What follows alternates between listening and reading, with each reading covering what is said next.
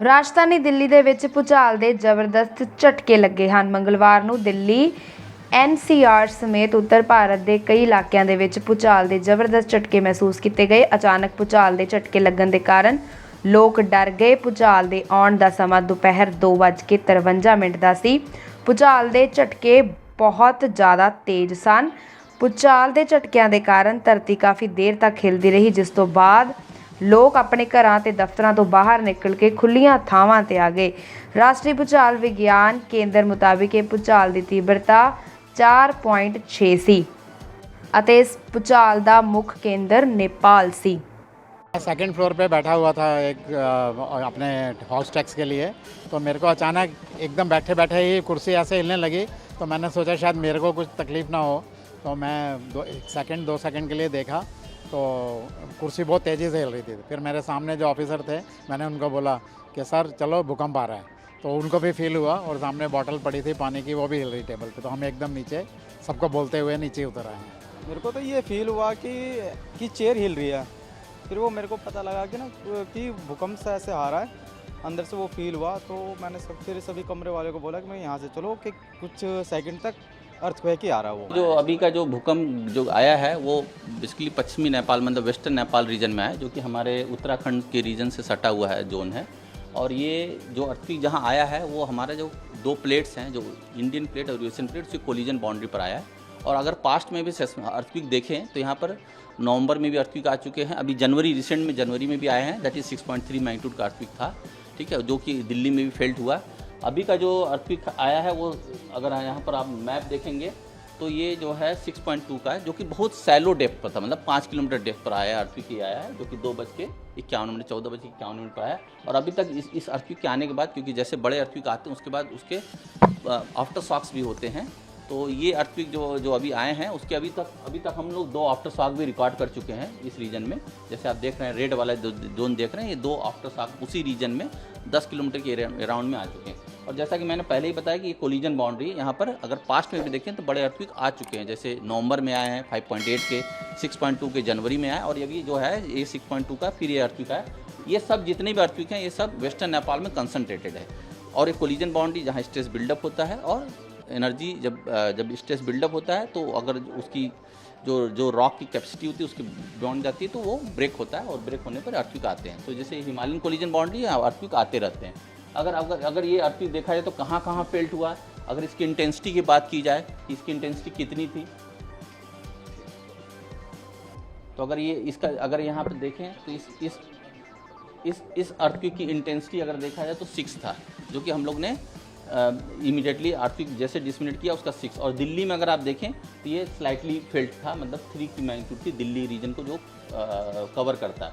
और उसी दौरान अगर देखा जाए तो पब्लिक से बहुत रिस्पांस आया। देखिए अब तक हमारे पास 1 घंटे बीत चुके हैं, अर्थक्वेक के 70 रिस्पांस आ चुके हैं। अगर इस रिस्पांस को देखा जाए इस मैप में तो कहाँ कहाँ से रिस्पांस आए हैं, तो अगर आप ये देखेंगे तो ये नेपाल में हमारा ईपी सेंटर था जो 6.2 का अर्थक्वेक है। तो अगर देखिए तो उत्तराखंड से आपके पंजाब में भी फेल्ट हुआ है, दिल्ली में काफ़ी फेल्ट हुआ है, लखनऊ रीजन में, जयपुर रीजन में, कुछ लोग यहाँ बता रहे हैं कि ये अहमदाबाद रीजन में भी फेल्ट बता रहे हैं, उनको फील हुआ है। मतलब ये शॉक इतनी बड़ी थी कि ये, क्योंकि जब ये बहुत सैलो थी तो एनर्जी जब पास की है तो लोगों को फेल्ट हुआ है, ठीक है। तो ये अर्थक्वेक कॉमन है, यहाँ पर हमेशा आते रहते हैं, जिसे हम लोग अभी बता चुके हैं। इसका पूर्वान तो कर नहीं सकते क्योंकि कोलिजन बाउंड्री है, तो हमें एनडीएमए ने गाइडलाइन जो इशू किया है कि कैसे प्रिकॉशन करें, उसको प्रिकॉशन को हमें बरतना चाहिए। लेकिन एक कॉमन आदमी जानना ये जरूर चाहता है कि अगर 6.2 का अगर मैग्नीट्यूड का अगर अर्थक्वेक आया है तो इसका नुकसान किस तरह का होता है, कितना नुकसान होता है? अब देखिए जैसे मैंने आपको अभी बताया कि इंटेंसिटी मैप अगर इसका देखिए नियर बाई, अगर यहाँ पर मैं आपको दिखाऊँ बैक टू अर्थक्वेक में, तो नुकसान की अगर बात करें तो 6 मैग्नीट्यूड है। अगर अच्छी क्वालिटी की बिल्डिंग है तो नुकसान की कोई गुंजाइश नहीं, केवल शेक होगा। लेकिन अगर पुअर क्वालिटी की बिल्डिंग है तो नुकसान की संभावना है। अभी इसका जैसे रिपोर्ट अगर हम ये बता रहे हैं, यहाँ पर अगर हम देखें कि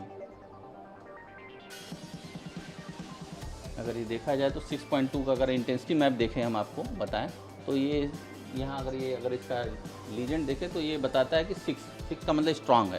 तो स्ट्रांग में जनरली क्या होता है कि बिल्डिंग में क्रैक्स आते हैं, बिल्डिंग में क्रैक्स आते हैं, बिल्डिंग फॉल नहीं होती है। 6 का मतलब ये है, अगर काफ़ी अगर डिजास्टर होगा, ड्वेल होगा तो बिल्डिंग कोलैप्स होती है। तो 6 का मतलब बिल्डिंग में क्रैक्स, दरारें आ सकती हैं। और फेल्ट काफ़ी देर तक, अगर पास में है, इसके पास है, तो काफ़ी देर तक फील होगा। जैसे दिल्ली में अभी हमारे मंत्रालय में लोग जैसे पैनिक किए, तो मतलब 10 सेकंड 15 सेकंड का फेल्ट हुआ है। तो यहाँ पर कोई जान माल का नुकसान की संभावना बहुत ही कम है दिल्ली में, क्योंकि दिल्ली से 400 किलोमीटर दूर है। हाँ, मतलब आफ्टर शॉक आते हैं, आफ्टर शॉक इसके आते रहते हैं। जो अभी जैसे हमने आपको बताया कि 2 आफ्टर शॉक आ चुके हैं, तो संभावना है जैसे इसके पहले भी जो भी अर्थक्वेक आए हैं नवंबर में या जनवरी में, उसके भी आफ्टर शॉक थे, 5-10 रहते हैं, कुछ 1 महीने 2 महीने में सबसाइड हो जाते हैं। वो डिपेंड करता है कि कितना बड़ा वो जोन का कितना बड़ा फॉल्ट है, कितना बड़ा रप्चर हुआ, उस पर डिपेंड करता है। तो फिलहाल ऐसा कहा जा सकता है कि जो भूकंप आया है उसका बड़ा कोई नुकसान नहीं नुकसान बड़ा नहीं है अभी तक। तो जैसे हमारा जो रिपोर्ट है उसमें तो ये नहीं, जो इंटेंसिटी है वो नहीं दिखा रहा है कि बहुत जान माल का नुकसान हुआ होगा।